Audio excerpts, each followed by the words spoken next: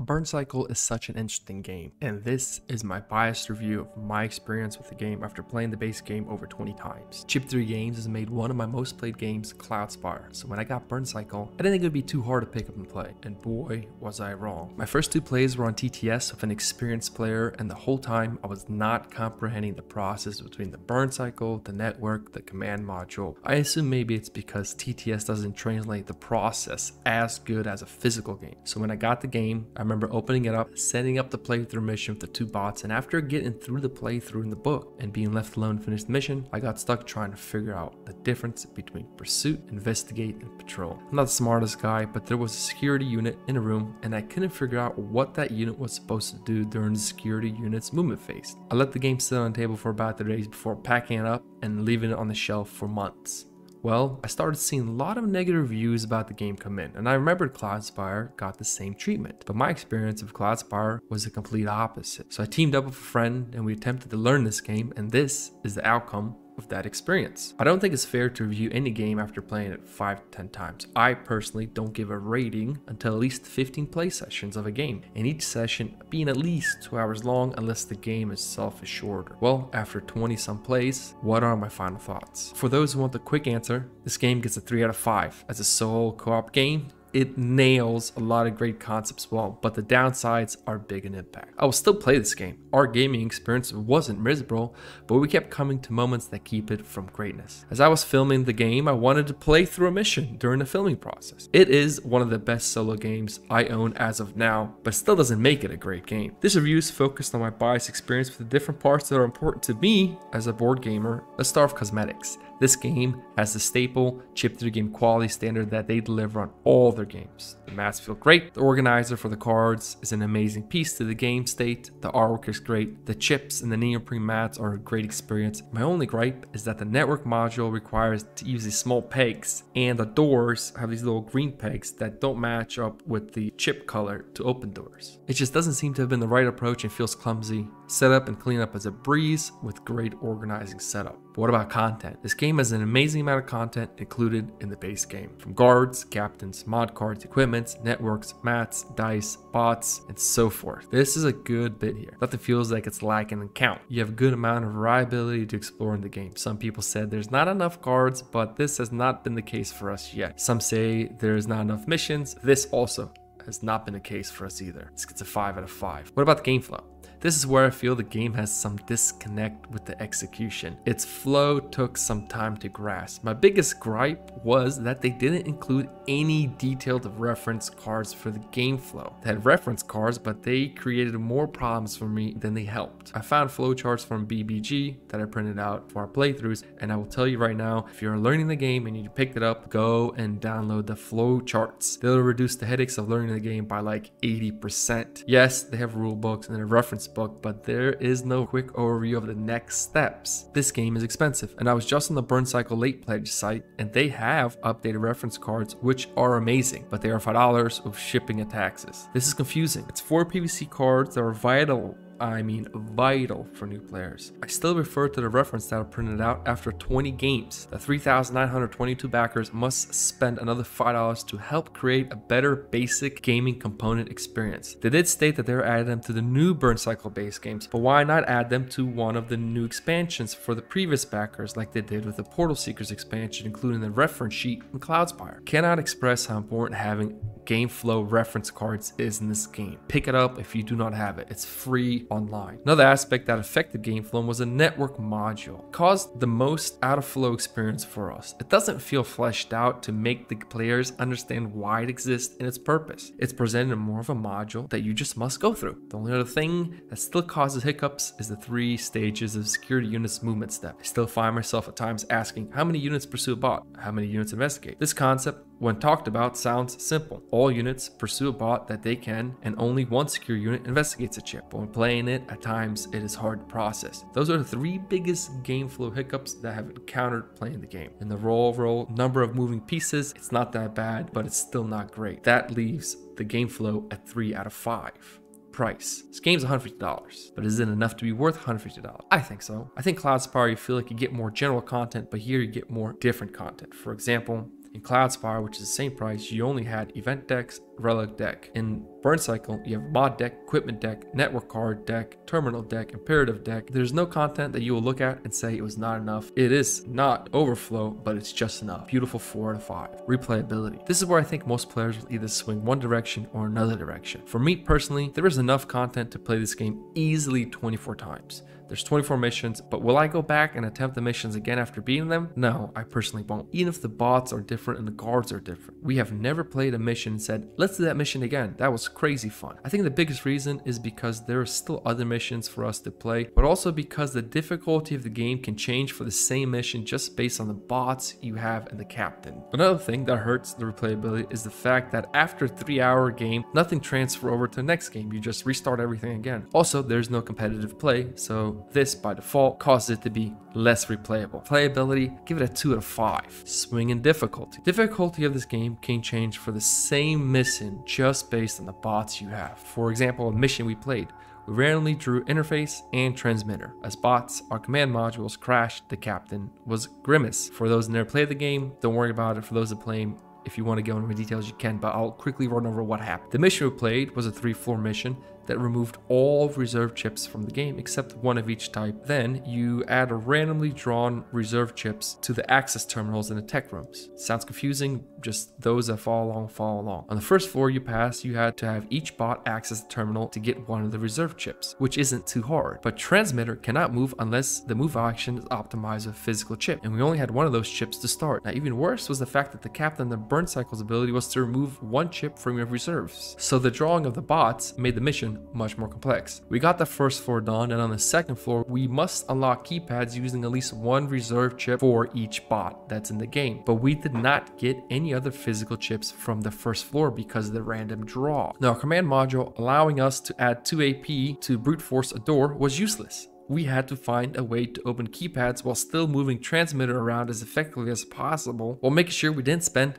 the physical chip because we needed it to open a keypad. And when we started getting keypads, we had most of them not have a reserve chip requirement to open. But in the game, your keypads don't refresh once revealed for each room. The only thing that was our saving grace was the fact that one of the guards had the ability to walk around and lock doors in the hallway, which allowed us to attempt another keypad action. Now, I get that you choose your bots and command modules and missions, but we enjoyed the random selection to allow the game to surprise us for mission. The difficulty, it's actually all over the place. The same mission can become super hard or super easy. I'm just grateful that they labeled the missions by complexity, not by difficulty. Overall, the swing of difficulty is a 2 out of 5. What about that complexity scale? Normally this is not an item I add, but this is strictly a co-op solo game, so difficulty translation can make or break new players. They do have a threat tracker that has a basic side, easy mode, and a standard side, normal mode. But if we had to redo that previous mission we talked about and we could choose our 2 bots, that would make the mission go from very difficult run to a really simple run. If you understand the mission requirements, you can select bots and command modules to make the game easier. But if you randomly draw them, your complexity will jump from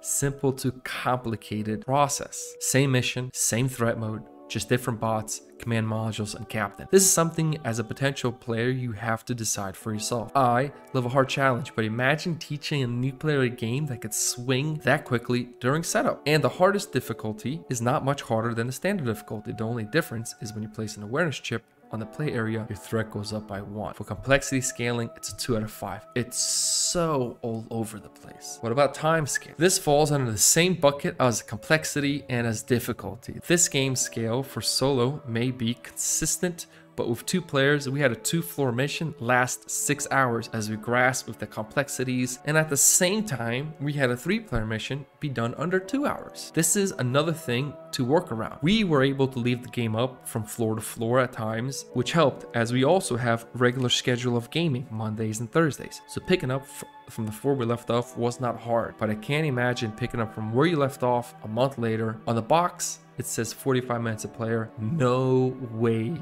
is that possible. It should say 45 minutes per per player per floor, that would be a lot more accurate. The time scaling here, it's all over the place. What about player count? I'm not sure how much they have play tested this game with 3 players, and for sure don't think they've played many 4-player testing games. Is this a good solo game? Yes, it is. It's a really good solo game. It provides game state that few games can replicate. Is it better with more people? Depends. This is a good 2-player co-op game. It presents difficult problems that can take different approaches to solving it, and with 2 minds, it is fun to go back and forth on a good action. But would I play with 3 minds? Probably not. 4 minds? Absolutely not. There is a bit of downtime with 2-player, but the downtime is fine because you're either working out a situation together or looking at a rules reference while they make their decisions. Many times the decision is difficult to make, so processing it takes time. Each decision in this game has consequences. Now add 2 more players to the equation. I can see the game being dramatically easier for more players as more bots provide more specialty to a mission, but I see the downtime being a nightmare and the alpha players becoming a bigger issue because every decision matters in the success of a mission, and inexperienced players can make decisions that will 100% sabotage the chance of winning. Player counts does not transition well into larger player counts. I gotta say also, I have not played with 4 players nor have played with 3 players, so this is just my speculation, but I would be darn sure anybody who plays this game with 3 or 4 players would say it's a lot less enjoyable than playing it with 2 players. You're better off playing with 2 players and each player controls 2 bots, so that's the max number of bots in a mission, than 4 players with each player controlling 1 bot. Solo play experience. Played 1 bot solo, 2 bots solo, and I even attempted a 4 bot solo mission, all on the hardest difficulties. The 1 bot mission I played, a 3-floor complexity mission. The 2 bot mission I played, a 3 complexity mission, and the 4 bot mission I played a 1 complexity mission. What you will realize with higher bot counts is that the game becomes very stale in the sense that 1 bot, your goal is 100% optimization of each action. With 2 bots, it allows a little bit of flexibility for errors. And in the 4 bot mission that I did on the hardest difficulty, you will have 2 bots doing nothing else but harvesting network cards more than anything else. 4 bot missions on hardest difficulty was extremely easy. You can go online, you could watch me stream it. With 2 bots harvesting network cards, you are constantly reducing threat while at the same time providing benefits that are harder to accomplish with lower bot count. For example, on the 2nd floor, your chance of discarding level 2 guards to a lower level is very high. I was going through 12 network cards minimum a turn with 4 bots. That is why I stated earlier that I don't even know what 4 players will do with 4 bots when I was just using 2 of them to harvest network cards on that mission. With 1 or 2 bots, it's a good experience. Anything higher is not fleshed out. I also wanted to add a section never done before. It's just what I wish they changed with the current game. Number 1, the solo experience 2-player game, it's not bad, but I wish they would have made less bots but more variety in the customization of each bot. Their skill tree is so single task focused that you will play a game where halfway through you're maxed out on everything but the dice upgrades. That would have made it much more enjoyable to replay with bots that had larger tree branches. I'm not saying it'd be as complex as Too Many Bones, but definitely not just 3 upgrades. If it would have been 6 or 9 different upgrade tracks you could follow. With just 3 upgrades, you really get super bored with your bot or with the upgrading process. It's just like, okay, well that's it, nothing else to it. Less bots, more complex skill tree. Number 2, I wish they added a market-like options that they do with Cloudspire. Drawing random cache loot and mods is fine, but the randomness is way too much. Getting keys is amazing, but you can play a game where you never get them. What I would recommend is during the network phase, if you land on the center hub, you can access something called, aka, I don't know, the dark web, allowing you to look at 3 equipment options and purchase 1 for 2 power, or look at 3 mod options and purchase 1, instantly equipping it for 3 power.